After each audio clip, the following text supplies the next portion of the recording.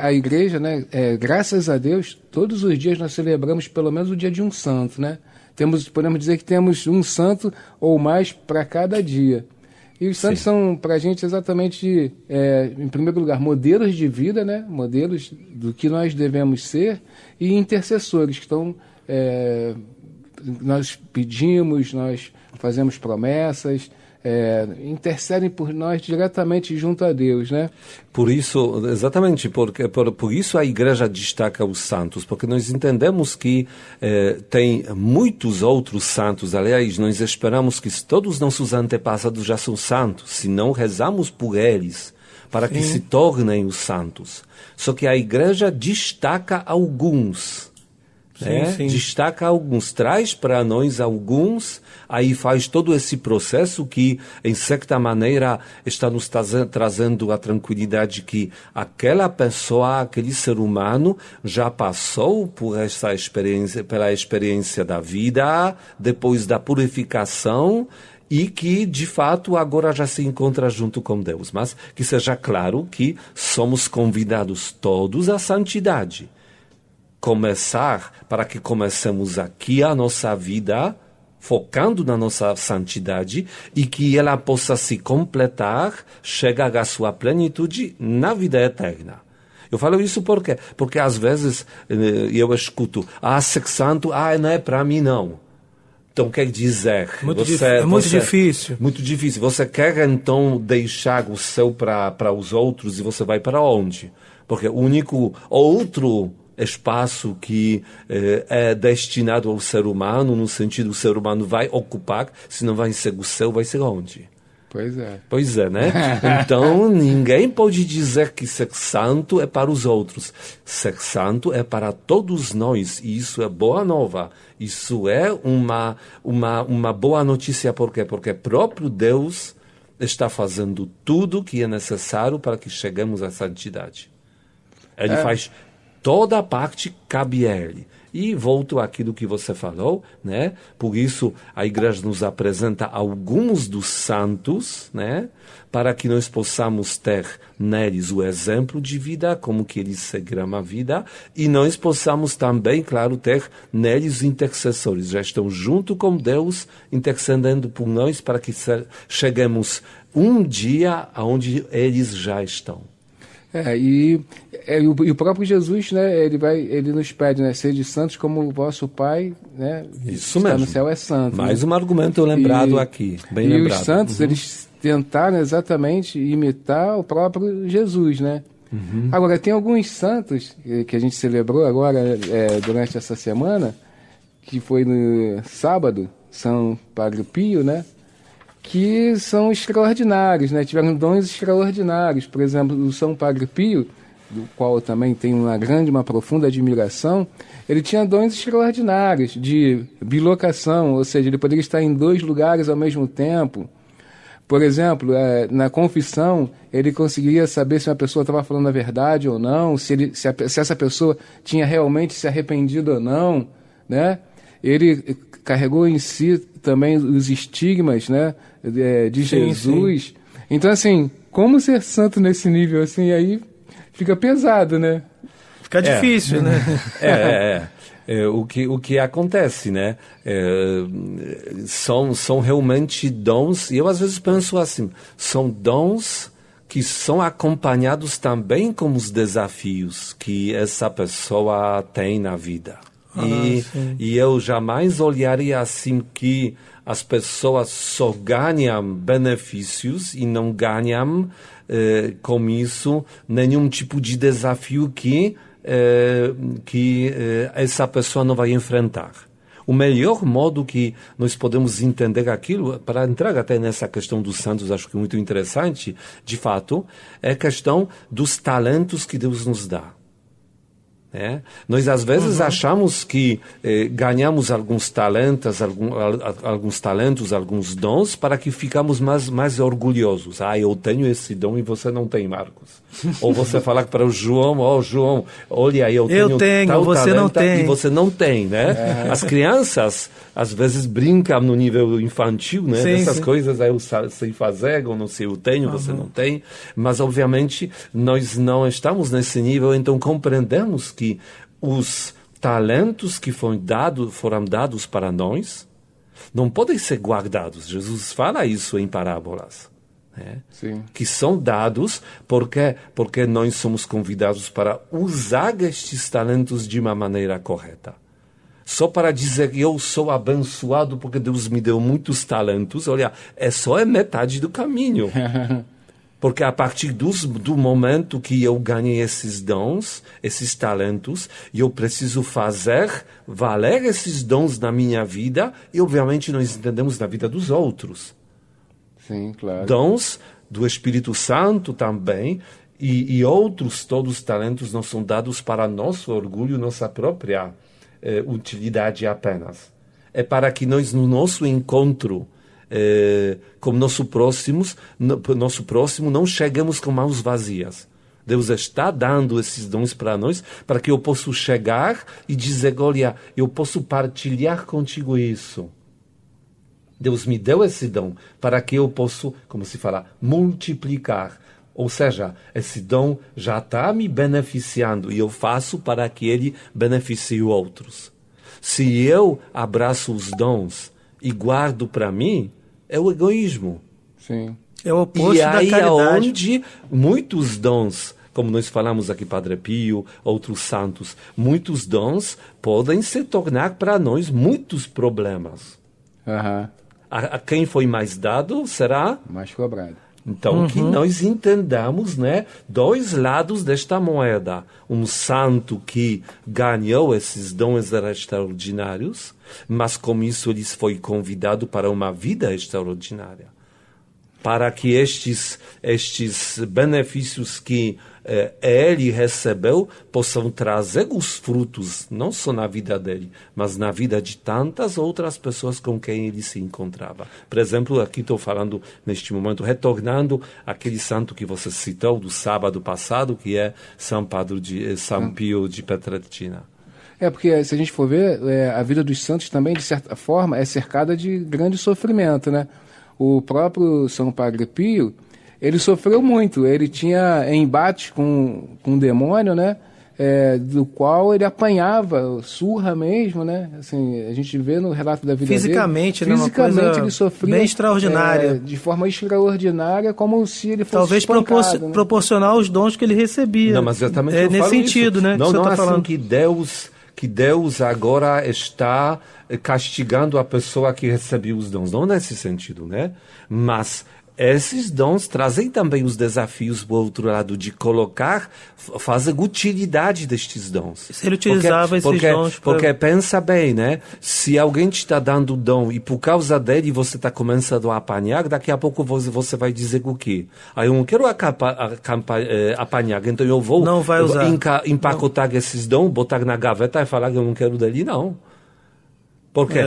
Porque está me custando muito. E o dom que recebemos de Deus não frutifica. Ou então somos como aquele, aí retorno àquela parábola que eu falei, de um que recebeu um talento, cavou um buraco, guardou, falando a Simão. Sim, guardou. Entendeu? Então temos esses desafios, né? E entendemos, né? E eu posso perguntar, brincando com esse exemplo que você deu, dom de bilocação. Se alguém te fala assim, você quer dom de bilocação, só que junto com ele vai vir o dom de você apanhar do diabo. E aí? Você vai falar que eu quero? Dependendo, não sei. Acho que não. O trânsito do Rio de Janeiro... Sei lá, não, melhor não, né? Vamos ficar com trânsito. Fica com trânsito. Então, vamos dizer, o nosso modo de invejar, em bom sentido até, né? Os dons que alguns santos tiveram, precisa também precisa também ir ao nível dos... Quer dizer, nosso olhar precisa também se voltar aos desafios que eles enfrentaram. E agora lembramos Padre Pio. Quanto tempo ele vivia afastado da confissão, da Santa Missa, não compreendido pela própria Igreja. Os estigmas, né? Também, né? Não que a Igreja estava errada ou ele estava errado, mas as coisas como se encaixavam e não encaixavam davam às vezes entendimento errado. As pessoas às vezes tendo contato com esses dons extraordinários ficaram perdidas. E é coisa natural. Imagina, assombrava as pessoas. Exatamente, imaginamos esse dom que também comentamos, né, de Padre Pio, saber os pecados da pessoa que estava confessando. A pessoa confessava, antes de confessar, falava, eu fiz isso, aquilo, e Padre Pio falava, ok, só você vai confessar esses pecados, e aquele pecado que você cometeu com aquela pessoa, naquele lugar, naquele dia, naquela situação. Eu esqueci, né? A pessoa fala, então confessa isso, né? Então eu fiz isso, aquilo. E aí... Não é fácil confessar com ele, não, né? Aí são esses pecados, só não lembro nada mais. E aquela vez, quando você naquela loja fez isso, aquilo... Ele falava assim, as pessoas ficavam também perplexas. Sim. Porque é um desafio. Então entendemos que tantas vezes pessoas como ele não eram compreendidas. Isso trazia sofrimentos. Às vezes privações que no caso dele aconteceram, né? Então nós entendemos que os dons têm o outro lado, né? Mas a soma sempre é positiva. Porque, no final das contas, depois destes dons e destes desafios, São Padre Pio chegou ao céu, e a Igreja nos disse isso com muita firmeza através da canonização, né? Ele chegou ao céu abraçando os seus dons, fazendo uso dos seus dons e enfrentando os desafios, às vezes causados por estes dons, às vezes outros desafios da vida dele. E desafios esses, não só a gente pode pensar, né, por exemplo, toda a incompreensão que ele sofreu da própria igreja naquele momento, mas também, assim, não só morais, mas físicos, né? Os estigmas causavam nele grande febre, né? Ou seja, todo um sofrimento físico também. Então, assim, as surras que ele levou do demônio, então, assim, não só no aspecto psicológico e moral, mas no aspecto físico, sentindo na carne, né? E São Padre Pio também, ele fez também uma profecia sobre São João Paulo II, né? O João Paulo II lá foi visitar ele, né? Teve com ele lá na Itália, e uma das coisas que São Padre Pio falou foi sobre exatamente que ele poderia se tornar Papa, né? Tem essa história, e eu já escutei de alguém muito próximo ao Papa João Paulo II que isso não era verdade. Então também nem sei bem.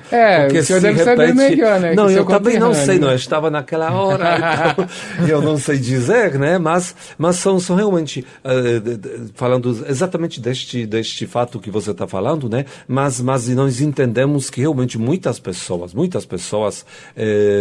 trouxeram vários fatos da vida deles que aconteceram, que só provavam, né, esses dons extraordinários que, no final, nós entendemos, aproximavam as pessoas a Deus. Sim, porque a postura dele, da dedicação da vida, ele poderia ficar no nível, porque imaginamos hoje em dia, eu vou aqui criar uma imagem, né, perante nossos olhos. Imaginamos hoje alguém recebendo esses dons e amando por outro lado o celular, Instagram e tudo mais, todo dia tirando onda, como você fala, com aqueles dons que tem, né? Olha só, hoje apareceu aqui a ferida na mão, deixa que eu faço aqui melhor foco naquela ferida para que você possa ver meus estigmas, tudo mais. Olha quantos seguidores, quantos likes, quantas coisas. Agora é locação, estou aqui na Torre Eiffel. Isso, daqui a pouco em outro lugar, né? Então... Duas lives ao vivo. Dois lugares sobre dois temas diferentes, né? São coisas que o ser humano poderia se perder com muita facilidade. E nós sabemos que este é um desafio, foi também para o Padre Pio, não usar estes dons para os objetivos proveito mundanos, próprio, né? para o proveito próprio. Eu tenho certeza que muitos desses dons ele poderia usar com este objetivo. Imaginamos se ele conseguia... são fatos. Padre Pio, temos que lembrar, morreu em 1968. Sim. Muitos de nós, dos ouvintes aqui, dos presentes talvez não, mas dos ouvintes já viviam naquela época, 68, né? Estavam tudo muito bem aqui. E tudo muito bem documentado, por isso que a igreja foi muito criteriosa, né, para canonização dele.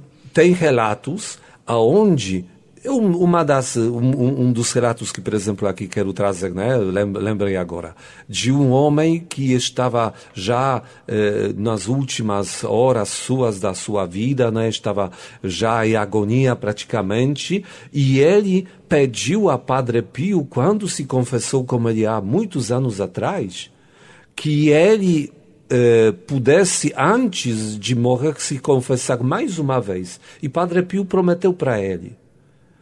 E este homem vivia no norte da Itália. E Padre Pio vivia, podemos dizer, quase no sul da Itália. Sim, né? Bem distante, Uhum. E o que acontece? Naquele momento, a agonia deste homem, situação da família, de repente a porta se abre e entra Padre Pio, todo mundo surpreso. O que está fazendo aqui? Não, eu prometi para exatamente visitar este homem, estou aqui para confessar ele de fato, né? Então todo mundo, muito obrigado. Pessoas saem, pessoas se confessam, recebem sacramento, depois ela vem, ainda não faleceu naquele momento, né? Mas o Padre Pio sai daquele quarto. As pessoas, quando ele sai, se dão conta, peraí, esse horário já está tarde, ele não vai conseguir pegar o trem, não tem nada para sair desta cidade. Não precisa. Saem para buscar ele, procuram ele, não encontram. Meses depois, visitam Pietrelcina para agradecer a ele, conversa com um dos frades que disse, não, naquele dia ele nunca saiu daqui não, ele está há muito tempo aqui, não saiu do lugar. Alguém pode dizer...